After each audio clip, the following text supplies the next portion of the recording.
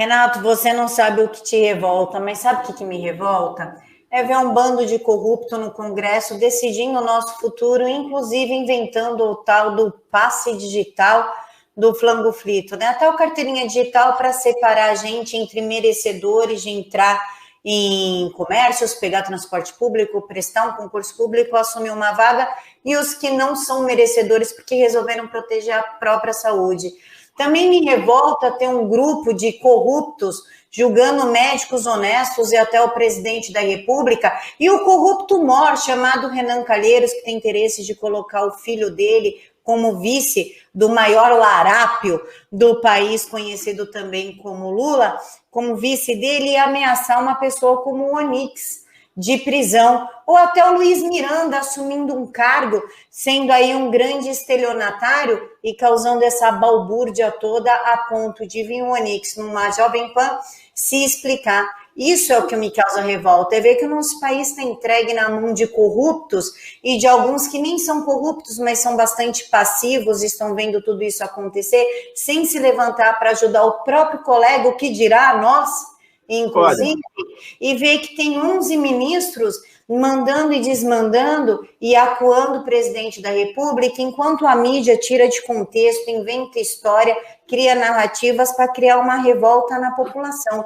E essa é a minha revolta, é a gente não ter qualquer segurança jurídica e, se falar muito, acabar sendo preso ou recebendo a Polícia Federal, como se nós fôssemos os bandidos, mas ver, por exemplo, o Supremo Tribunal Federal soltando o traficante como o tal do Rap, que inclusive fugiu.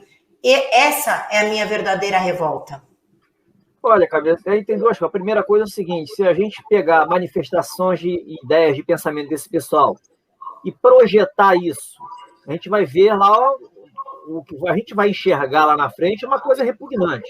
E a gente vai trazer para o presente essa sensação. Isso aí eu diria que um masoquismo inconsciente. Então eu ignoro tudo que esses caras falam. É uma técnica, uma defesa psicológica que eu uso para mim. Eu ignoro tudo que esses caras falam, porque o querer deles não significa que eles vão se consumar lá na frente, os quereres, né? Esse é o primeiro ponto. Segundo, por que está acontecendo isso agora, essas aberrações? Eu diria o seguinte: a ficha corrida está cada vez mais robusta. Se a gente quiser ser um país decente, primeiro mundo, isso aí precisa ser rompido. A questão é, o Brasil romperá esse ciclo do atraso e entrará num ciclo de prosperidade ou não? A gente está fadado a entregar o país ano que vem, uma ditadura socialista, né, que será consumada com o esquerdista no poder. Que será a coisa mais fácil do mundo. Você diminui o orçamento das Forças Armadas, sucateia e acabou. Já era Brasil. Não tem Forças Armadas para defender o Brasil. Isso aí vai acontecer? Eu vejo como impossível isso, tanto na luz da espiritualidade quanto com base no governo que a gente tem hoje.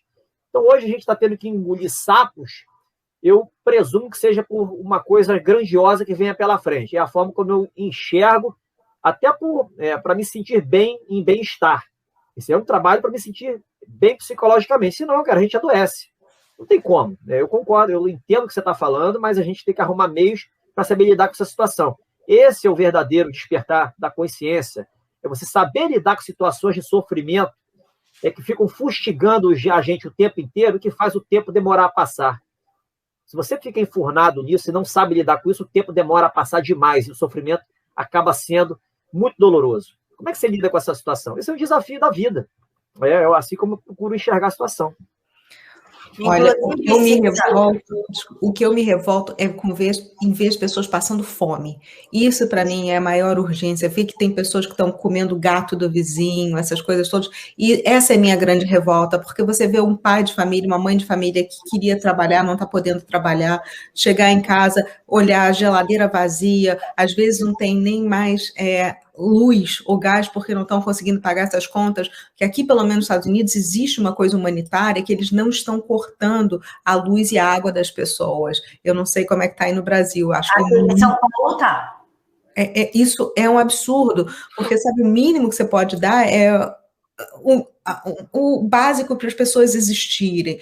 E aqui nos Estados Unidos, pelo menos, tem muita ajuda com bancos de comida. Eu não sei como é que está isso aqui aí no Brasil, mas eu conheço gente que está passando fome. Eu recebo mensagens o tempo inteiro de pessoas que estão desesperadas. E quando você tem filho, principalmente, esse desespero aumenta muito. E ver que assim, os políticos estão completamente indiferentes a isso, isso sim me revolta.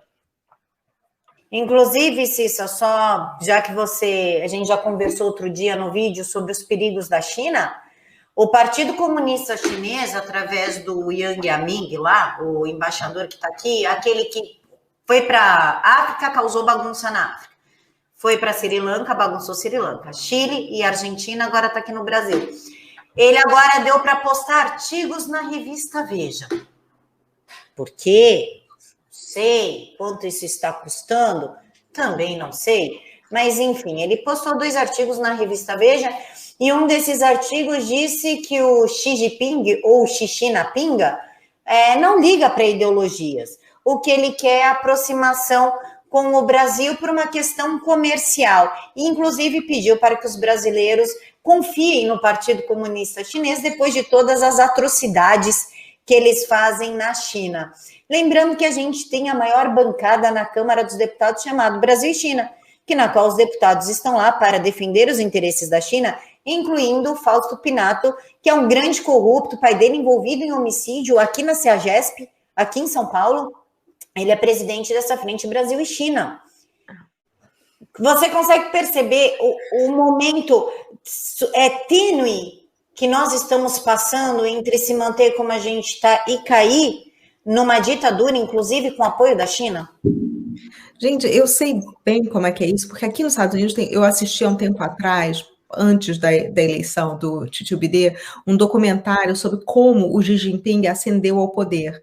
Ele é um cara que, assim, se a gente acha que o mal era mal, o Xi Jinping é o único que faz frente a ele, porque é quase tão mal quanto, assim, o número de pessoas que ele está matando lá, só porque é de uma etnia diferente, por isso, por aquilo, ele é assim, um outro genocídio. Então, você acreditar, de repente, que esse cara é bonzinho, desculpa, mas menos, né? Vamos conhecer o nosso inimigo. Renato sempre fala, conheça-te a ti mesmo. Eu acho que conheça-te a ti mesmo, mas também vamos conhecer o inimigo de vez em quando para saber o que eles podem fazer, né? Não é à toa que a arte da guerra veio lá da China. E, então, eu acho que a gente precisa realmente conhecê-los para saber com quem a gente está lidando e também saber quanto valem os nossos políticos, né? Porque às vezes eu me sinto num programa do Silvio Santos, daquele de quem quer, sabe, comprar algumas coisas, e tá complicado aí. Renato, suas considerações finais. Com as suas redes, faz as considerações e já dá as redes. Camila, a gente tem que ter paciência, não tem jeito. O amiga que disse, né, realmente, Bolsonaro precisava da negativa do Supremo para dar uma legitimidade maior ao decreto. E é verdade. Né? Não é porque o Supremo disse que lockdowns e toques de recolher são constitucionais que eles efetivamente são. Que lockdowns e toques de recolher impedem as pessoas de trabalhar, impedem as pessoas de ir e vir, impede o exercício da liberdade de crença, impede várias outras garantias ali expressas na Constituição. Então, assim, hoje, eu diria que a legitimidade para a decretação, para a edição do decreto, melhor dizendo, está mais presente do que nunca. Então, vamos aguardar o que vai acontecer. Tem que ter paciência. É um momento difícil? É um momento difícil, mas quanto pior fica, mais rápida a implosão do sistema. Isso aí isso é uma lei da vida. Né? Depois da tempestade vem a bonança. É exatamente isso que está acontecendo. A gente está no meio de uma tempestade. As pessoas no mundo têm que ver o lado da gratidão. A gente não está sendo atingido. Né? Está sendo atingido indiretamente, mais numa questão mental e emocional. Mas fisicamente, a gente está protegido. Né? Cada um sabe até onde pode ir nesse estado de coisas de opressão. Né? E a gente tem que saber lidar com isso. Mas as pessoas passando fome. Pois é isso que incomoda mais. A gente vê os nossos irmãos aí sofrendo por atos de Lázaros da política. Né? Hoje o Brasil é governado por Lázaros da política e Lázaros com toga. Né? E fica por isso mesmo, como eles dizendo o que é bom para a gente. É isso, eu diria que é o lado mais duro de engolir. E são Lázaros que têm endereço fixo. se ele não precisaria de 270, 300 policiais, Forças Nacionais de Segurança, para pegá-los. Não, é a coisa mais revoltante ainda, né? Então vamos ver o desfecho dessa história, manter confiança, tem que confiar no Bolsonaro. É o cara que está no comando da situação, que tem um sistema de inteligência à disposição e que é o chefe supremo das Forças Armadas. O Brasil hoje não se resolve com direito e com política. A gente viu o direito e política se transformaram numa coisa só, que é tudo politicagem. É lei da selva. Eles impõem, eles criam a regra com base na força. E dão aquele jeitinho, aquele verniz jurídico. É isso que acontece. É assim que o país terá jeito? Não, não é assim que terá jeito. E o presidente da República sabe disso. Ele sabe disso. Os discursos, se a gente pensar uma fala ou outra, ele sabe disso.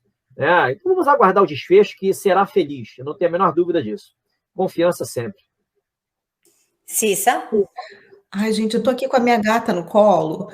Gabriela ficou aqui o tempo inteiro, então eu só consigo pensar nisso, nas pessoas passando fome. Então eu tenho um apelo a fazer para vocês. Quem puder, por favor, olhem para os vizinhos de vocês, olhem pelos familiares de vocês. Se vocês puderem, sabe, um prato de comida, qualquer ajuda, porque tem gente que está passando fome. Não esperem pedir ajuda, vocês observem que está precisando, vão lá e ofereçam, e pode fazer anonimamente também. Aqui nos Estados Unidos isso é tão comum, da gente se organizar e ajudar as pessoas anonimamente, porque, sabe, a gente não está fazendo isso pelo ego, a gente está fazendo isso pelo outro, e é isso que vale. Então, olhem pelos vizinhos de vocês, porque graças a Deus aqui não chegou ao ponto que está aí das pessoas estarem tendo que comer gato numa cidade. Então, por favor, quem puder fazer isso, já está fazendo muito por si próprio e pelo mundo.